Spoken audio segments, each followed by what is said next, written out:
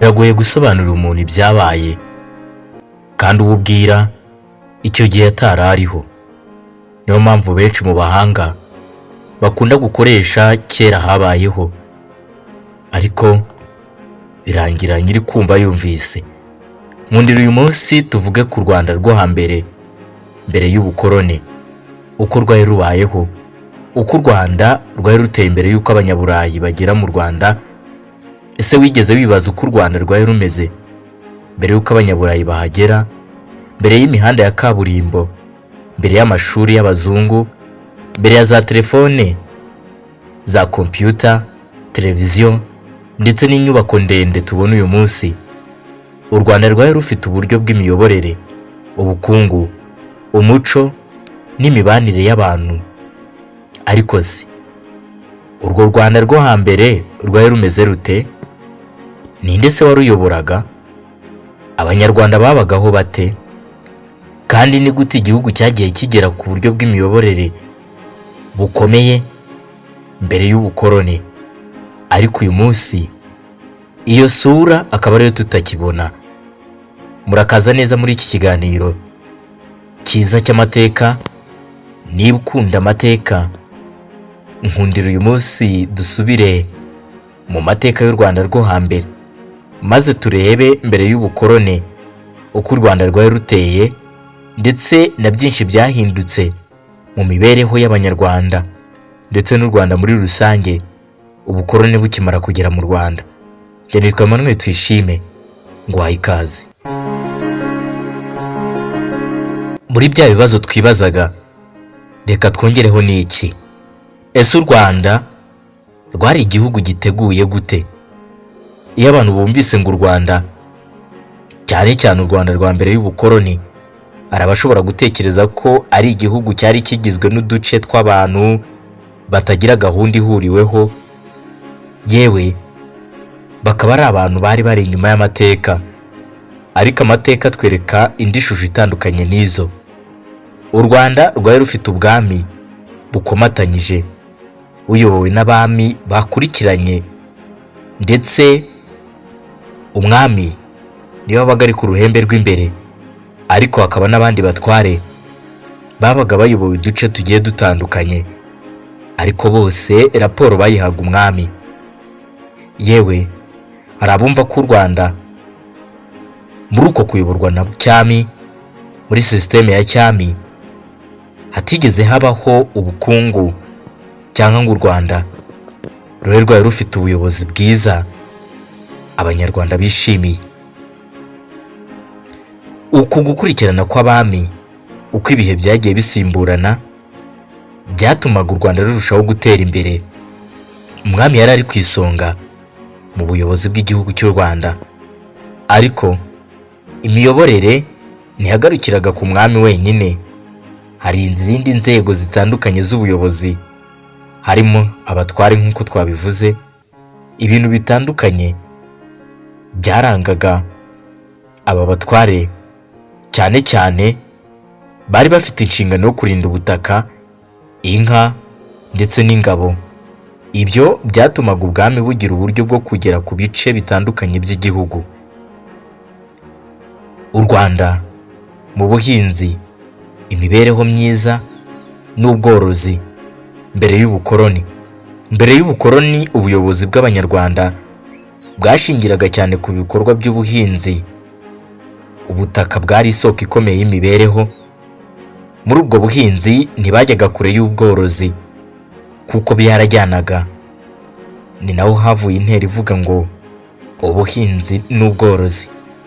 Abantu bahinze imyaka itandukanye, maze barushaho gutera imbere, bituma u Rwanda, uturere twarwo, tugenda twubaka izina ku gihingwa runaka. Yewe bamwe barahingaga, abandi bakorora amatungo, cyane cyane inka. Inka zari zifite agaciro gakomeye mu mibereho y'abanyarwanda. Inka zari isoko y'ibiribwa. Inka zari ibikoresho bimwe na bimwe, ndetse zikagira n'umwanya ukomeye mu mibanire y'abantu. Ubukungu bwari bushingiye cyane ku buhanzi n'ubukorikori, ubucuruzi bwo guhanahana ibicuruzwa bamwe bita kugurana. Bityo u Rwanda rwo hambere ntabwo rwari igihugu cy'abantu babagaho badafite gahunda y'ubukungu, ahubwo nk'uko hakomeje kubyumva cyari igihugu giteye imbere, ndetse abanyarwanda b'icyo gihe ubwabo buri umwe yabaga afite umutungo wiwe kandi icyo akeneye akakibona ku byari nkenerwa muri icyo gihe cyabo. Ubutegetsi bw'u Rwanda se bwo bwari bumeze bute? Umwami yari afite umwanya ukomeye cyane muri politiki y'ubwami, ariko kugira ngo ubuyobozi bugere ku baturage hirya no hino, hari abatware n'abandi bayobozi bafashaga mu miyoborere myiza y'umwami ku baturage. Mu mateka y'u Rwanda rwo hambere, mbere y'ikinyejana cya 19, cyane cyane ku ngoma y'umwami Kigeli wa kane Rwabugiri, ubwami bwari bufite imiterere n'imiyoborere ikomeye kandi ifite inzego zitandukanye. Hari kandi ibigo by'umuco n'imigenzo byari bigize uruhare mu kubungabunga amateka n'imiyoborere y'ubwami. Urugero ni ubwiru, ubucurabwenge n'ubusizi.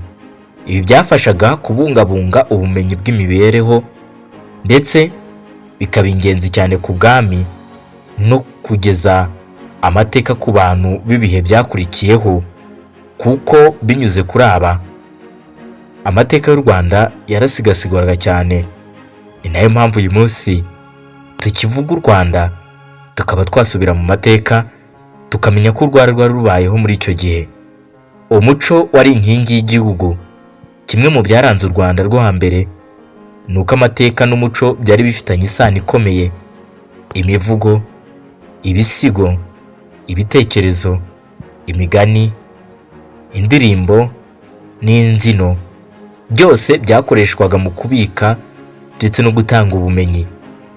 Kubera ko kwandika bitari byarafashe umwanya nk'uko bifite uyu munsi, ubuvanganzo bwo mu kanwa bwagize uruhare rukomeye mu kubungabunga amateka. Niyo mpamvu n'uyu munsi hari byinshi mu byo amateka y'u Rwanda atwigisha, cyane cyane mu gukoresha imigenzo, ubuvanganzo ndetse n'ibindi. Ibi byose byagiye biba igikwira. Ubutumwa bw'ingenzi dushobora gukura muri uku gusigasira amateka kw'abanyarwanda ba mbere ndetse n'imibereho n'imibanire by'abanyarwanda ba mbere y'ubukoroni, hari ikintu kimwe tugomba kwitondera cyane iyo tuvuga aya mateka. Ni uko u Rwanda rwo hambere tutagomba kurugereranya n'u Rwanda rw'uyu munsi. Ntitugomba gufata imibereho yo muri icyo gihe ngo tuyigereranye no mu buryo bworoshye n'imibereho y'uyu munsi, kuko icyo gihe imiyoborere, ubukungu, umuco n'imibanire byari bifite imiterere yabyo, kandi abantu bafite uko bari babanye ndetse babanye mu mahoro kurenza uyu munsi. Kandi amateka y'u Rwanda ntabwo yatangiye igihe abanyaburayi bageraga mu Rwanda gusa, ahubwo u Rwanda rwari rufite amateka yarwo mbere y'ubukoroni. Nk'uko twakomeje kubibona, abanyaburayi bagera mu Rwanda, ese bahageze ryari? Mu mpera z'ikinyejana cya 19 nibwo u Rwanda rwatangiye guhura n'ubutegetsi bw'abanyaburayi. Mu mpera z'ikinyejana cya 19 nibwo u Rwanda rwatangiye guhura n'ubutegetsi bw'abanyaburayi. Mu cya 1899 u Rwanda rwabaye munsi y'ubutegetsi bw'Abadage. Guhera uwo munsi u Rwanda politike ya cyami ibitangiye kuvaho, maze nyuma y'intambara ya mbere y'isi ubutegetsi bw'Ababiligi bwaje gukurikiraho, kandi mu cya 1919 u Rwanda rwashyizwe muri gahunda ya mandatere ya League of Nations iyobowe n'Ububiligi. Kuva icyo gihe imiyoborere, uburezi, ubutabera, ubukungu n'imibereho y'abanyarwanda byatangiye guhinduka mu buryo bukomeye. Naha rero dutangirira indi shapitire ikomeye y'amateka y'u Rwanda, aho nkubwira ni mu 1919 amateka y'u Rwanda mu gihe cy'ubukoroni. Naho ngaho hera. Nkundira tugane ku musozo w'iki cyegeranyo cyacu, ariko dusubize amaso inyuma twibaze u Rwanda rw'icyo gihe n'urw'uyu munsi. Ese ni iki byasabye kugira ngo u Rwanda rusigasire umuco tubona uyu munsi, tukita umuco utavangiye? Tubona ko u Rwanda rwo hambere rwari rufite amateka, umuco, imiyoborere n'ubukungu byarwo, kandi twiga amateka y'u Rwanda. Muri uko kuyiga tuba tuzirikana byinshi bitandukanye birenze amazina y'abami bayoboye u Rwanda, ahubwo bituma tumenya aho twavuye, tukumva impinduka igihugu cyanyuzemo, ndetse tukarushaho gusobanukirwa amateka yagiye agira uruhare mu Rwanda tubona uyu munsi. Niba ukunda amateka, ukunda kumenya inkomoko yawe, njye na Emmanuel Tuyishime mwakoze kudukurikira. Niba ari ubwa mbere ugeze aha, ndakurarikira gukanda subscribe. Niba ukunda amateka, ibyegeranyo, inkuru zitandukanye zubaka ubuzima, ndetse n'ibindi byinshi bifitiye akamaro inyokomuntu, ndakurarikira gukanda subscribe. Tujye tubana umunsi ku munsi. Naho utaha. Imana ikurinde.